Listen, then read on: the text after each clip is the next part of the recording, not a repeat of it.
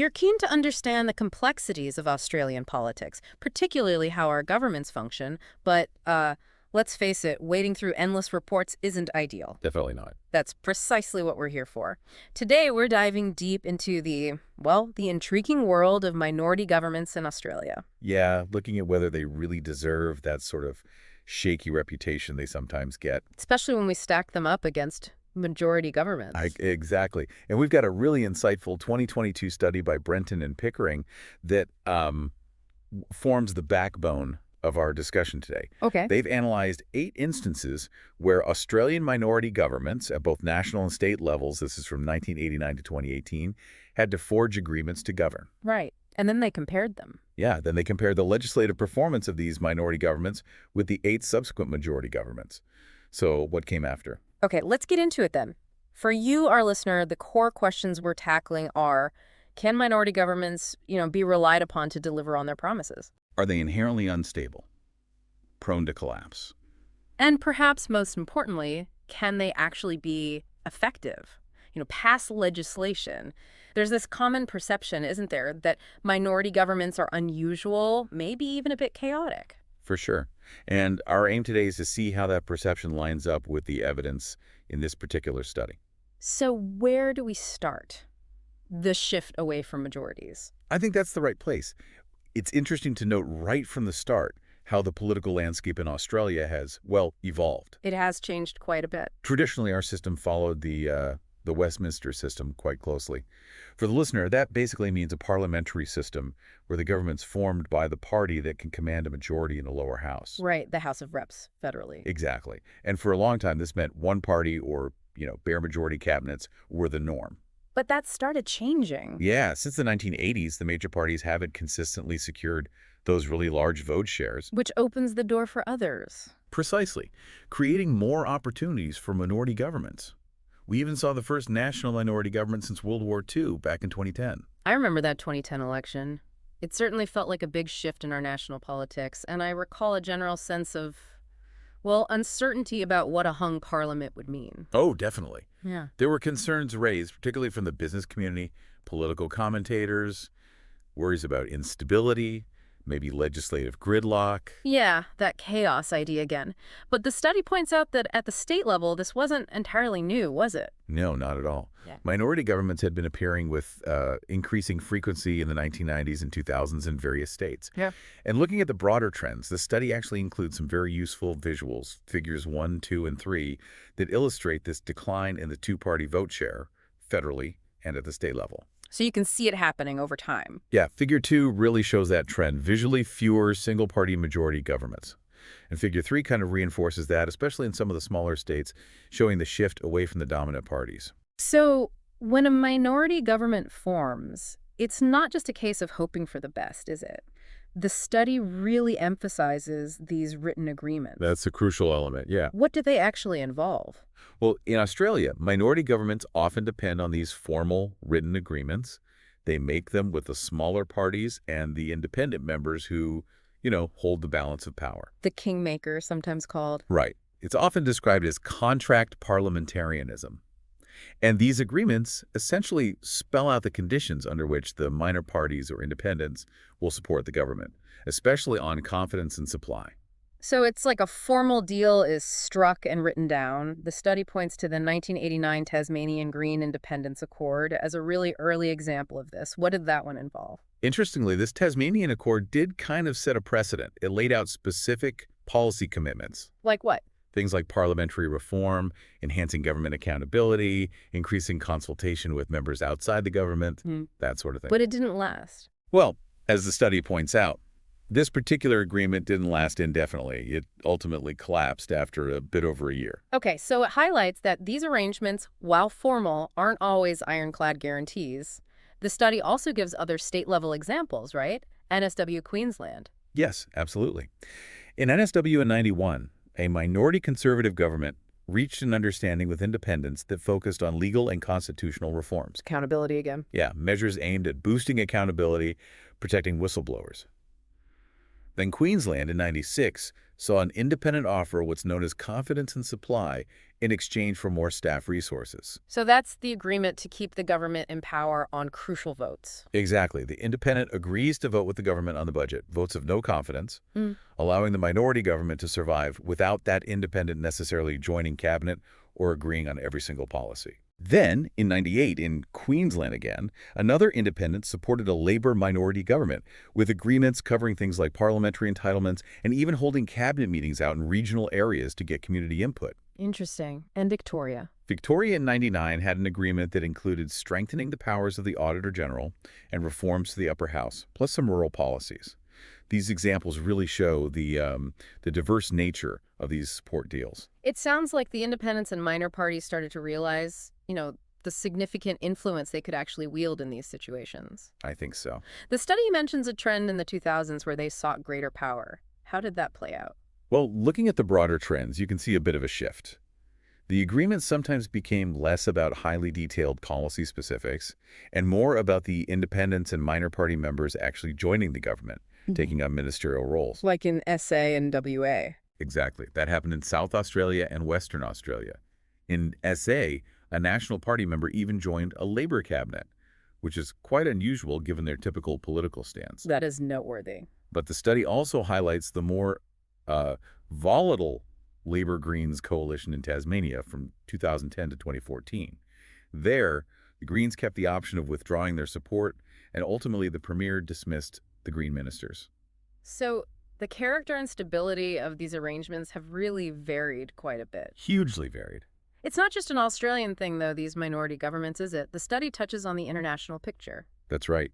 It's interesting. Around 2011, even some established Westminster-style democracies like Canada, New Zealand, and the UK all had periods without single-party majority governments. And New Zealand especially after its electoral system change. Yeah, New Zealand has become quite used to multi-party governments being the norm, really. And Australia, the study suggests, has had maybe more experience with divided government, where the government doesn't control the upper house, the Senate. Exactly, or this concept of semi-parliamentary government. Yeah. And looking broadly, it's quite interesting because the traditional thinking was that proportional representation systems, PR systems, often led to coalitions and minority governments. Right, because seats match votes more closely. Whereas majoritarian systems, like ours, which tend to favor the bigger parties winning seats, were expected to produce single-party majority rule. So the fact we're seeing more minority governments here is kind of significant then. It is. It's a notable development within our type of system. It sort of goes against the conventional wisdom,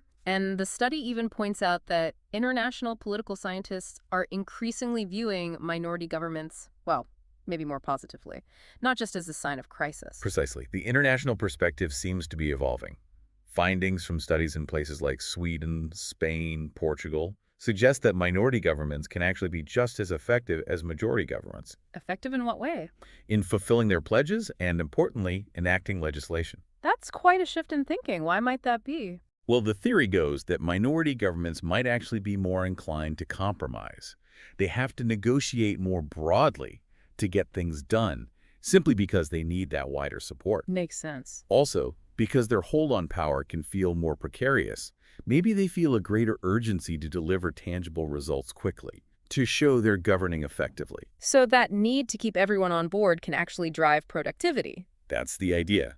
But the study also acknowledges the flip side. Not having a clear majority can make it harder to deliver on all promises. Because you depend on rivals. Exactly. You're relying on support from other parties, maybe even rivals, and the risk of an early election is always kind of hanging there. Okay, so how did this particular study actually measure the performance of these governments? What were the criteria?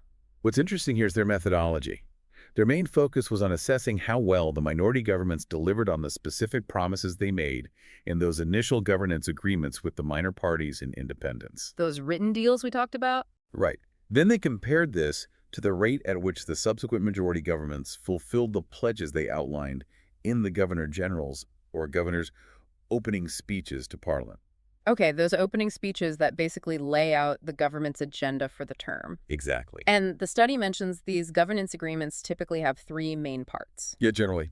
The policy commitments themselves, the division of powers and responsibilities, who gets what job, basically, and the agreed-upon procedures for how things will operate, like consultation processes. And they defined a pledge pretty clearly. Yes, as a commitment to a specific measurable action or outcome, something you can actually check if it happened or not. Okay.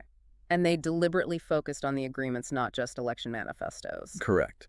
They made a deliberate choice to concentrate on these formal agreements. The thinking is that in the Australian context, these specific deals with independents and minor parties are really central to the formation and survival of a minority government. More so than a big party manifesto sometimes. Potentially, yes, in shaping the immediate agenda.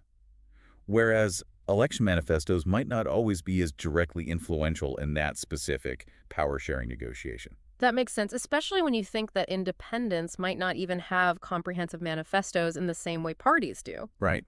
And it's important to note, they only looked at published agreements, right? There might be side deals. Exactly. They acknowledge that some understandings might remain private, Hmm. and also that comparison with the subsequent majority government, it's aimed at understanding the dynamics after a period of minority rule, rather than being a perfect, direct apples-to-apples comparison. The context changes. Sure, things move on. Precisely. Hmm. And it's also crucial to remember the role of the upper houses, the senates or legislative councils. Governments, whether minority or majority in the lower house, often don't hold a majority there. Which definitely affects getting laws passed. Absolutely. It influences what legislation can ultimately get through for both types of government. Table 1 in the study actually gives a detailed breakdown of the parliamentary numbers and all the cases they looked at. Right, okay. Let's get to the core findings then. What did they actually discover when they looked at all these promises and how often they were kept? Table 2 has a lot of the raw data, I think. It does.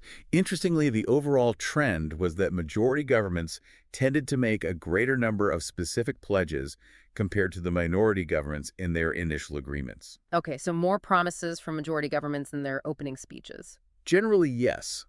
But when you look at the rate of success in fulfilling those pledges, that's where a difference emerges. Majority governments showed a higher success rate. Yeah, much higher. They delivered on approximately 80% of their promises, compared to around 64% for the minority governments, based on the overall figures summed up in Table 3. Okay, so a clear difference there in the follow-through rate, about 16 percentage points overall. Yes. And the study also breaks down the types of promises made, distinguishing between policy commitments and procedural ones. What's the difference there?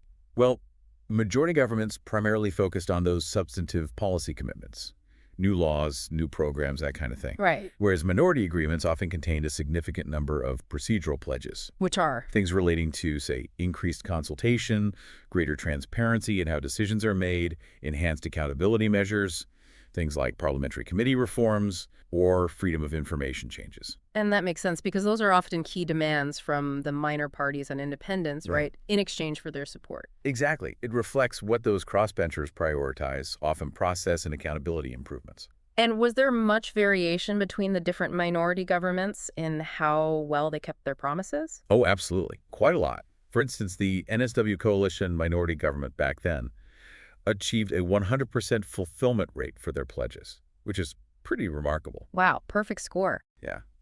The SA Labor minority government also had a very respectable rate of 80%. Okay. But not all were like that. No. On the other hand, you had instances like the Tasmania Labor Greens government from 2010, which, according to the study's count of their single specific written pledge in the agreement they analyzed, didn't fulfill it. So 0%. Zero. That's a stark contrast. And how did the subsequent majority governments fare generally? Did they usually do better than the minority government they replaced? Generally speaking, yes.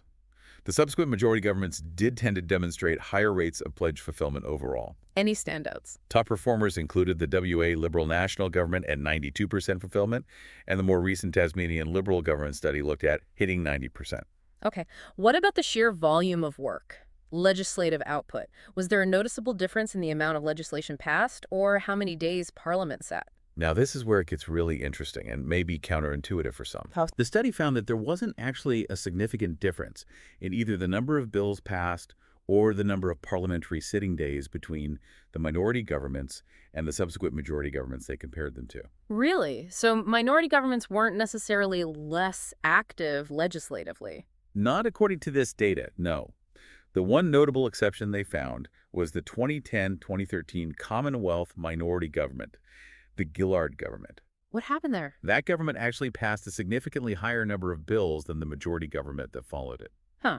That definitely pushes back against the gridlock idea. It does, and Table 3 in the study really backs this up with the overall figure's productivity in terms of bills passed and days sat looked pretty comparable on average. Okay, so let's try and bring it all together. Revisiting those initial questions we posed. Trustworthiness, stability, productivity. Based on this study, what's the overall picture that emerges? Well, the evidence suggests that minority governments in Australia tend to be quite stable. They generally last for a full parliamentary term. So, not inherently unstable. Doesn't seem so, based on this period. And they are productive, legislatively speaking, often performing comparably to, or as we saw, even exceeding subsequent majority governments in terms of laws passed. Right. But their track record when it comes to actually delivering on the specific promises made in those initial agreements to secure power that appears to be less robust than that of majority governments delivering on their initial agendas. That 64% versus 80% figure. Right. The study offers some thoughts on why that might be, doesn't it? Like maybe major parties promise a lot to get into power in a minority situation. Exactly. The researchers suggest that dynamic. Major parties in those minority government negotiations might feel they have to promise a fair bit to lock down the necessary support from independents or minor parties. You promise what you need to promise to get the keys. Kind of. But then, once in power, they might not fully follow through on all those commitments. And part of the reason might be that the minor parties and independents face a big risk if they push too hard. The risk of forcing an election. Precisely. Triggering an election can be electorally very damaging for smaller parties and independents. They might lose their seat, lose their influence. So they might not want to pull the government down over every single unfulfilled promise. It sounds like a really delicate balancing act for those crossbenchers. It really is. They need to show their voters they've secured meaningful concessions, gotten something in return for their support. Proof they're making a difference. Right. But they also have to be careful not to be seen as constantly causing instability or maybe getting too close to the major party they're supporting. And we saw examples, right, like the Greens in cabinet and Tassie or Labor agreeing to gambling reform federally with an independent. But those arrangements face strains. Exactly. And those strains didn't necessarily lead to an immediate election. The electoral risks involved for the smaller players are significant. This might also help explain why minority governments are often, though not always, followed by majority governments. The electorate sometimes swings back to seeking perceived stability. And the major parties themselves, once in government, can be pretty strategic about which promises they prioritize, can't they? Absolutely. They can make calculations based on their own electoral interests, their own party's core agenda, which promises are easier or harder to implement, which ones carry more political risk if broken. And just, stuff happens in politics, right? Unforeseen events. Of course, unforeseen political events, economic shifts, changing circumstances, they can always impact any government's ability to fulfill all its initial pledges. And it's worth remembering, too, those initial governance agreements only cover a specific set of issues, usually. That's a very important point. It's only a portion of the broader policy agenda. The minor parties and independents will keep pursuing their other legislative goals throughout the parliamentary term, outside of that initial agreement. And the study even hints, as we touched on, that maybe there's a slight advantage for minority governments sometimes. Yeah. Needing to negotiate with often tricky upper houses anyway, they might already be geared towards finding broader support, which could help get some legislation through. So wrapping it up, the key difference isn't really about how long minority governments last or how many laws they pass. Doesn't seem to be, no. It's more about the level of confidence majority governments have in setting out more extensive, policy-heavy agendas in the first place. Right, they make more promises overall. And then achieving a higher rate of success in actually delivering on those specific promises, even if, no government achieves absolutely everything they set out to do. That's a very accurate summary of the core findings of this Brenton and Pickering study, I think. So, for you, our listener, this deep dive has hopefully shed some new light on the reality of minority governments down under.